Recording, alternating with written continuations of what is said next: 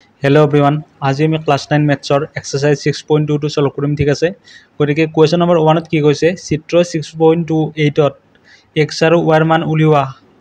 তাৰ পাছত দেখুওৱা যে A B parallel to C D. এতিয়া চাবা, আমাক চিত্ৰটো দিয়া আছে। ইয়াত চাবা, ধৰা এই ৰেখাডালক আমি নাম দিলোঁ এল বুলি নাম দিলোঁ। ঠিক আছে, এতিয়া চাবা এংগল 50 ডিগ্ৰী আৰু এংগল এক্স এই দুটা কিহৰ ওপৰত আছে? এংগল এলৰ ওপৰত আছে। আমি ইয়াত কি লিখিম? ইয়াত চিত্ৰৰ পৰা এংগল এক্স এ। ঠিক আছে, ধৰা ইয়াতে নাম দিলোঁ, এইটোক আমি এন বুলি নাম দিলোঁ। ঠিক আছে, চিত্ৰৰ পৰা এংগল এল এক্স এ আৰু এংগল এ এক্স এন এল এন ৰেখাৰ ওপৰত আছে। এল এন ৰেখাৰ ওপৰত আছে। ঠিক আছে, ৰেখাৰ ওপৰত আছে।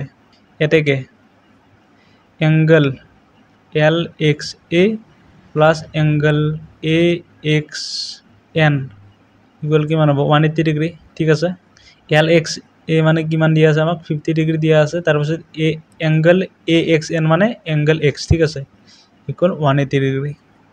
ইয়াৰ পৰা আমি এক্সৰ ভেলু কি পালোঁ? 130 ডিগ্ৰী। ঠিক আছে, তাৰপিছত সুধিছে ৱাইৰ ভেলু কিমান।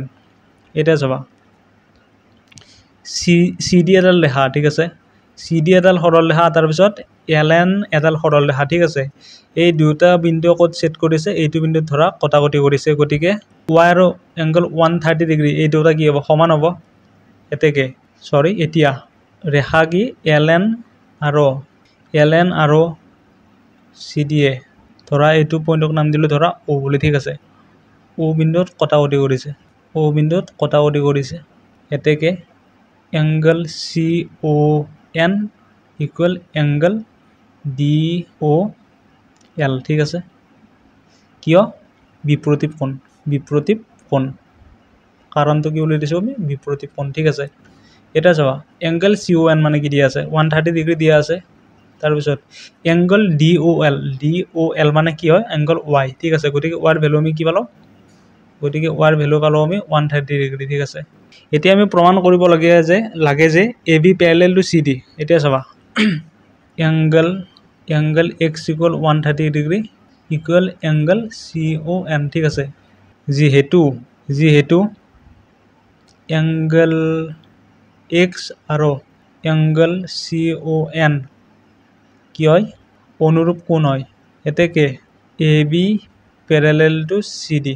ঠিক আছে, গতিকে এইটো হ'ল আমাৰ কি? প্ৰমাণ কৰিবলগীয়া। ঠিক আছে, কাৰণ কিয় এইটো আমি পেৰেলেল বুলি ক'লোঁ? যেতিয়া দুডাল ৰেখা কি হয়? পেৰেলেল হয়, অৰ্থাৎ সমান্তৰাল হয়, তেতিয়া এই ৰেখা দুডালক যদি আন এডাল ৰেখাই কি কৰে? কটাকটি কৰে, তেতিয়া অনুৰূপ কোণ দুটা কি হয়? সমান হয়। এইটো কোণ আৰু এইটো কোণ কি হ'ব? সমান হ'ব। ঠিক তেনেদৰে এইটো কোণ আৰু এইটো কোণো সমান হ'ব। গতিকে ইয়াত এ বি আৰু চি ডি দুডাল কি ৰেখা হয়? ইয়াক এল এন ৰেখাই কটাকটি কৰিছে। আৰু আমি এই মেথামেটিক্স চেণ্টি চল্ভ কৰি পেলাই কি পালোঁ? এক্স আৰু এংগল চি অ' এন কি পালোঁ? আমি সমান পালোঁ। গতিকে এই দুটা কি আছিল? অনুৰূপ কোণ আছিল। গতিকে কি হ'ব? A B parallel to C D হ'ব। এবাৰ কুৱেশ্যন নম্বৰ 2ত কি কৈছে? চিত্ৰ 6.29ত যদি A B parallel to C D parallel to E F আৰু ৱাই জেড ইকুৱেল 3:7 তেন্তে এক্স নিৰ্ণয় কৰা। ঠিক আছে, এতিয়া চাবা, দিয়া আছে A B parallel C D parallel E F. ঠিক আছে, এতেকে কি হ'ব? আমাৰ A B parallel E F হ'ব। আকৌ আমাক দিয়া আছে y is to z equal 3:7, অৰ্থাৎ আমি কি পাম ইয়াৰ পৰা? y by z equal 3/7 পাম। ঠিক আছে, ইয়াৰ পৰা আমি yৰ ভেলু কি পাম? 3z/7 পালোঁ। ঠিক আছে, এতিয়া চাবা,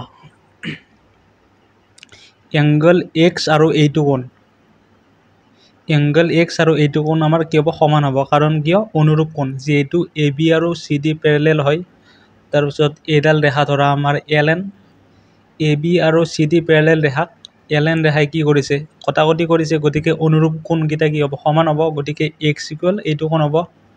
ঠিক আছে, তাৰপিছত C D parallel E F হয়, গতিকে অনুৰূপ কোণ ৱাই ইকুৱেল কি হ'ব? আমাৰ এইটো কোণ হ'ব। ঠিক আছে, এংগল ৱাই ইকুৱেল এইটো পইণ্টক ধৰা নাম দিলোঁ আমি অ'। ঠিক আছে, এংগল ৱাই ইকুৱেল এংগল ই ও এল ঠিক আছে আৰু y প্লাছ জেড ইকুৱেল কি পালোঁ আমি 180 ডিগ্ৰী পালোঁ কিয় এইটো মানে আমাৰ y হয় ঠিক আছে এইটো মানে আমি কি পালোঁ y পালোঁ angle y plus Z equal 180 degree হ'ব কাৰণ ই ও এফ এডাল কিয় সৰল ৰেখা হয়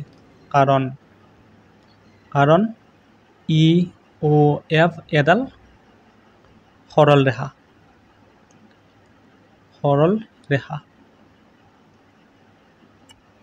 ঠিক আছে এতিয়া চাবা y মানে আমি কি লিখিব পাৰোঁ 3z/7 বুলি লিখিব পাৰোঁ y মানে কি বুলি লিখিব পাৰোঁ 3z/7 plus z equal 180 degree 1ৰ পৰা ঠিক আছে এতিয়া 7 3z plus 7z equal 180 degree ইয়াৰ পৰা পালোঁ আমি 10z ইকুৱেল 7 ইনটু 180 ডিগ্ৰী ঠিক আছে 0 আৰু 0 কাটাকাটি গ'ল গতিকে আমি z ইকুৱেল কিমান পাৰোঁ 126 ডিগ্ৰী পালোঁ ঠিক আছে কিন্তু আমাক লাগে কি এক্সৰ ভ্যালু লাগে এই z কোণটো আৰু এংগল ই ও এন এই দুটা কি হয় বিপৰীত কোণ হয় গতিকে এই দুটা কি হ'ব সমান হ'ব আকৌ ইয়াত লিখিম কি ইয়াৰ আকৌ কি লিখিম আমি আকৌ এংগল ই ও এন ইকুৱেল জেড কাৰণ কিয়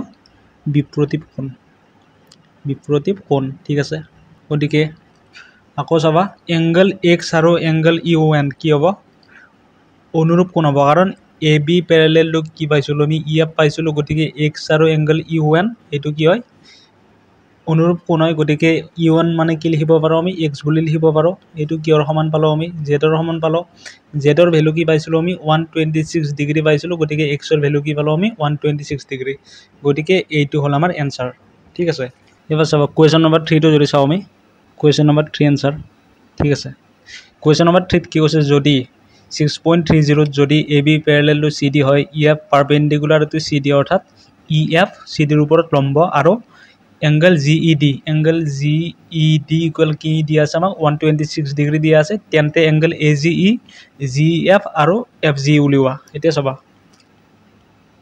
চিত্ৰটো দিয়া আছে আমাক এইটো দিয়া আছে A B parallel to C D E F perpendicular to C D ঠিক আছে এতেকে angle F E D equal angle F E C equal কি হ'ব আমাৰ 90 ডিগ্ৰী হ'ব ঠিক আছে angle F E D equal angle F E C equal 90 degree হ'ব আৰু কি দিয়া আছে আমাক angle G E D equal 126 degree উলিয়াব লাগে আমাৰ এংগল এ জি ই কিমান হ'ব এতিয়া চাবা এইটো আছে আমাৰ জি ই ডি এই গোটাইটো দিয়া আছে আমাক 126 ডিগ্ৰী এইটো হ'ল আমাৰ 90 ডিগ্ৰী গতিকে আমাৰ এইটো কোণ কিমান হ'ব আমাৰ 36 ডিগ্ৰী হ'ব এংগল জি ডি মানে angle G E F plus angle F E D equal 126 degree ইয়াৰ পৰা এফ ই ডি আমি পালোঁ 90 ডিগ্ৰী 126 ডিগ্ৰী তাৰপিছত জি ই এফ ইকুৱেল কি পালোঁ আমি angle G E F equal পালোঁ আমি 36 ডিগ্ৰী ঠিক আছে এটা পালোঁ আমি এবাৰ লাগে আমাক এংগল এ জি ই এতিয়া চাবা এ বি আৰু চি ডি পেৰেলেল হয় যি ৰেখাই আমাক এই দুডাল ৰেখা কি কটাকটি কৰিছে গতিকে এইটো এংগল আৰু এইটো এংগল কি হ'ব সমান হ'ব এতেকে angle A G E equal angle G E D ঠিক আছে যিহেতু A B parallel C D ঠিক আছে এতেকে angle A G equal angle G D A G equal কি পালোঁ আমি 126 ডিগ্ৰী পালোঁ তাৰপিছত ফাইনেলি আৰু আমাক কি লাগে এংগল এফ জি ই এতিয়া চাবা এইটো কি পালোঁ আমি 36 ডিগ্ৰী পালোঁ এইটো যিহেতু 126 ডিগ্ৰী গতিকে এইটো কি হ'ব আমাৰ এতিয়া angle A G E plus angle F G E equal এতিয়া চাবা এংগেল এ G plus angle F G কি পাওঁ আমি 180 ডিগ্ৰী পাওঁ কাৰণ কিয় এ জি ই সৰল